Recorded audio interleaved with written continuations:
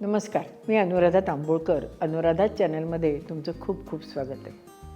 मला परवा आपल्या एका व्ह्युअरने विचारलं होतं की त्यांचा मुलगा 10वीत आहे आणि त्याच्याकरता मी काय काय पदार्थ करून त्याला खायला घालू आणि पौष्टिकही ते पदार्थ पाहिजे. खरंच आईचं मन असं असतं की मुलांना पौष्टिक मिळावं, त्यांना परीक्षेमध्ये काही त्रास होऊ नये, त्यांना पेपर चांगले जावे म्हणून प्रत्येक अगदी पहिलीपासून जरी 12वीपर्यंत मुलं शिकत असले ना की अगदी कॉलेजमध्ये असले तरी आई त्यांच्या तब्येतीची, त्यांना आनंद कसा मिळेल याची काळजी घेत असते. आणि ज्यावेळेला त्यांनी मला हा प्रश्न विचारला त्यावेळेला मला खरंच खूप आनंद झाला की खरंच ही गोष्ट दिसायला छोटी असते परंतु अत्यंत महत्त्वाची असते. पहिली गोष्ट काय असते माहिती आहे का, की परीक्षा म्हटली की मुलांना टेन्शन येतं, आईवडिलांना, घरातल्या सगळ्यांना टेन्शन येतं. एक असं गंभीर वातावरण घरामध्ये तयार होतं. बरं, मुलांचं काय होतं की आधी पहिल्या ह्याच्यामध्ये करतोय म्हणून अभ्यास थोडासा कमी होतो आणि जशी 2-3 महिन्यावर परीक्षा येते तेव्हा त्यांना जास्त टेन्शन यायला लागतं.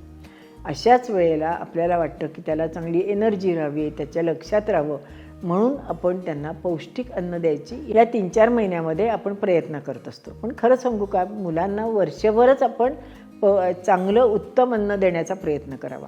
या दिवसामध्ये विशेषतः परीक्षा असेल की मुलांना अतिशय टेन्शन आलेलं असतं, त्याच्यामध्ये त्यांना जर आपण म्हटलं की नाही उसळ खा बरं, त्याने तुला एनर्जी येईल, तुला त्याच्यात अमुक प्रोटीन मिळतील किंवा कॅल्शियम मिळेल, पालकाची भाजी खाल्लीच पाहिजे त्याने तुला अमुक मिळेल, मेथी खाल्ली पाहिजे, भोपळा खूप छान असतो, पचायला हलका असतो. मी अगदी मान्य करते, पण मुलांना टेन्शन असतं त्यामुळे त्यांना रोजचा स्वयंपाक आवडत नाही.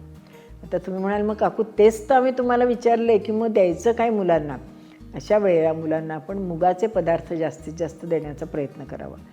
मुलांना ह्याच्यामध्ये B12ची खूप आवश्यकता असते, आयर्नची खूप आवश्यकता असते आणि प्रोटीन्सची खूप आवश्यकता असते. त्यामुळे हे पदार्थ एकत्र करून म्हणजे ज्याच्यामध्ये या गोष्टी मिळतील असे पदार्थ करून आपण त्यांना दिले पाहिजेत. मग त्याच्याकरता समजा जर आपण म्हटलं तर B12मध्ये दही असतं, मग दह्याचे पदार्थ आपण त्यांना देऊ शकतो. कदाचित त्यांना दह्याचा त्रास होत असेल तर रात्रीच्या वेळेला द्यायचं नाही, सकाळी त्यांना दह्यातली कोशिंबीर देऊ शकतो. नंतर दहीवडे आपण एखाद्या वेळेला करू शकतो, दही पोहे करू शकतो. आणखीनही दह्यातले काही पदार्थ आठवत असतील, हो दही शेवया चांगल्या असतात, दही पास्ता चांगला असतो. कारण दही आपण घातल्यानंतर जरी पास्ता आपण त्याच्यामध्ये घातला असेल तरी वेगवेगळ्या भाज्या आपण वाफवून त्याच्यामध्ये घातल्यानं थोड्याशा अगदी 2-3 चमचेच घालायच्या बरं का. हे भाज्या खूप आणि पास्ता एवढा असं केलं की मुलं पुन्हा खाणार नाही. त्यांच्या आवडीनिवडी लक्षात घेऊन तेवढेच पदार्थ आपण त्याच्यामध्ये घातले तर मुलं आवडीने खातात. याच्या रेसिपी बहुतेक आपण आपल्या यूट्यूबवर दिल्यात, त्या तुम्ही बघू शकता. याशिवाय आपण मुगाचे चिले करू शकतो, मुगाचे अनेक पदार्थ करू शकतो. मुगाचे चिले आहेत, परवाच आपण एक व्हिडिओ टाकला, तर स्टफ जर आपण मुगाचे चिले त्यांना दिले आणि चिले असे छान नाव ऐकलं ना की मुलांना आवडतं. मुगाचे डोसे आहेत, उसळी आहेत. हे जरी हिरवे मूग म्हणून मुगाची डाळ किंवा कुठलीही डाळ छान शिजवून घ्यायची, शिजल्यानंतर त्याच्यामध्ये मावेल एवढं कणिक घालायची, आलं लसूण, कसुरी मेथी, गरम मसाला अशा गोष्टी घालून त्याचे जर आपण पराठे केले तर ते नेहमी पौष्टिक होतात. मग नुसतीच मुगाची डाळ का नाही, मूग, हिरवे मूग, मोड आलेले मूग, चवळी घाला, छोले घाला, हरभरे घाला. कारण छोले आणि हरभरे ह्याच्यामध्ये भरपूर प्रमाणामध्ये प्रोटीन्स असतात, ती त्यांना आवश्यकता असते. ते घालून आपण त्यांना असे थालपीठं किंवा काय म्हणूयात त्याला पराठे देऊ शकतो. शिवाय भातामध्ये हे सगळे पदार्थ घालूनसुद्धा छोले भात, हरभऱ्याचा भात म्हणण्यापेक्षा टमॅटो राईस, छोले राईस असं जर करून दिलं त्याला छान, त्याच्यामध्ये चांगली चव येण्याकरता थोडासा पुदिना, तळलेला कांदा अशा गोष्टी घालून त्याला 1 डिश मील दिली तरीसुद्धा मुलांना आवडू शकते. सगळ्या प्रकारच्या ज्या भाज्या असतात म्हणजे अगदी भोपळा वगैरेसुद्धा त्याचं आपण वेगवेगळ्या प्रकारचे सूप करून त्याला दिले तरी चालेल. कोहळ्याचा जर रस दिला ना मुलांना, अगदी लहानपणापासून एवढासा कोहळ्याचा ज्यूस अगदी 2 चमचे प्यायची त्यांना सवय लावली तर हळूहळू त्यांची ती सवय वाढत जाते. आप्पे आहेत, डोसे आहेत, उपमा आहे, सगळ्या भाज्या घालून उपमा देऊ शकतो. पोह्याचे अनेक प्रकार आपण करू शकतो.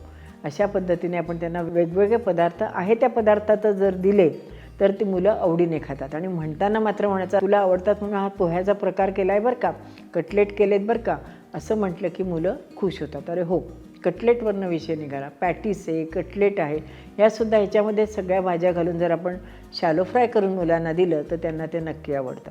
ब्रेड एखाद दोन वेळेला महिन्यातनं द्यायला सँडविच म्हणा किंवा पावभाजी म्हणा किंवा कधी बटाटे वडा आणि पाव दिलं तरीसुद्धा चालू शकतं. अजिबात या गोष्टी द्यायच्याच नाही असं मात्र करू नये.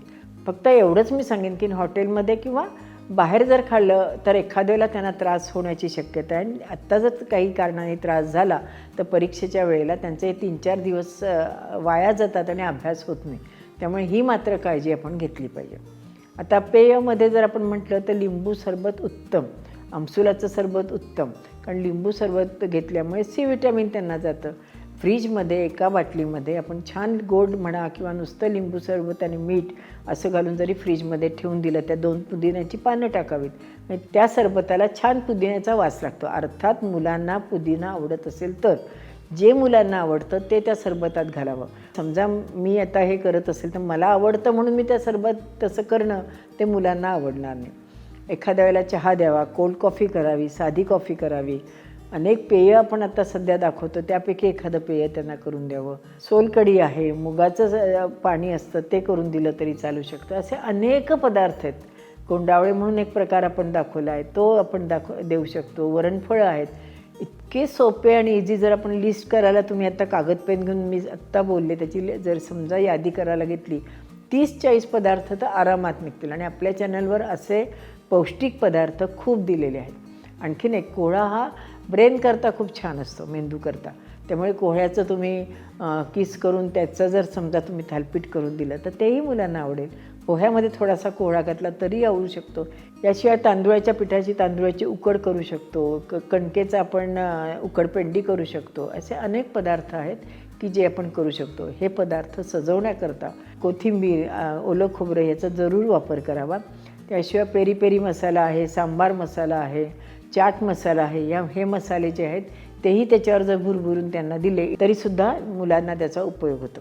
चटणीवरनं आता आठवलं की कारळाची चटणी, जवसाची चटणी, तिळाची चटणी यासुद्धा त्यांना रोज खायला दिल्या तर उत्तमच असतात. समजा त्याला चटण्या आवडत नसतील तर तुम्ही जी भाजी कराल ना, समजा कोबीची परतून भाजी केली तर त्यात 1-2 चमचे कारळाची चटणी मिक्स करून घालून द्यायची. त्याने चव बदलत नाही आणि तेवढा जवस किंवा कारळं त्यांच्या पोटामध्ये जातात. शेवटी काय की आपणच आपल्या वेगवेगळ्या कल्पना लढवायच्या आणि वेगवेगळे पदार्थ वेगळ्या रूपामध्ये त्यांना जर दिले आणि वेगळं नाव जर त्यांना सांगितलं तर मुलांना सगळं आवडतं. फक्त त्यांना कुठल्याही प्रकारचं टेन्शन येणार नाही याची आपण काळजी घ्यायची असते. आणि ज्यावेळेला ते जेवतात त्यावेळेला मुख्य म्हणजे अभ्यासाचा विषय काढायचा नाही. आणि येता जाता कोणाबरोबर कंपेअर करायची नाही. तो किती 8 तास अभ्यास करतो, तू 7च तास करतो, तुला काही येतच नाही, तुला काही जातच नाही, असं जर म्हणत राहिलो तर मुलांचं जेवणावरचं लक्ष कमी होतं आणि मग ते जेवत नाहीत आणि जेवले नाही तर त्यांच्या लक्षात राहत नाही आणि हे एक सर्कल तयार होतं आणि त्यामुळे त्याचा परिणाम अभ्यासावर होतो. आणखीन एक अगदी शेवटचं सांगते, तूप मेथकूट भात जर आपण मुलांना दिला तर त्याच्यातनं प्रोटीन्स मुलांना मेथकुटाबरोबर खूप मिळतात. तसंच साधारण भात, आमटी भातसुद्धा मुलांना नेहमी द्यावा. एक आजी म्हणून मी तुम्हाला खूप या टिप्स दिल्या. यातल्या तुम्हाला ज्या टिप्स योग्य वाटतील किंवा त्या तुम्हाला शक्य होतील त्याचा नक्की उपयोग करा किंवा त्या वापरून बघा आणि मला अभिप्रायामध्ये नक्की कळवा. अशा छान छान टिप्स आणि छान छान माहितीपूर्ण व्हिडिओ बघण्याकरता अनुराधा चॅनलला लाईक करा, शेअर करा आणि सबस्क्राईब करा. आणि हो, बेल आयकॉन दाबायला विसरू नका. धन्यवाद.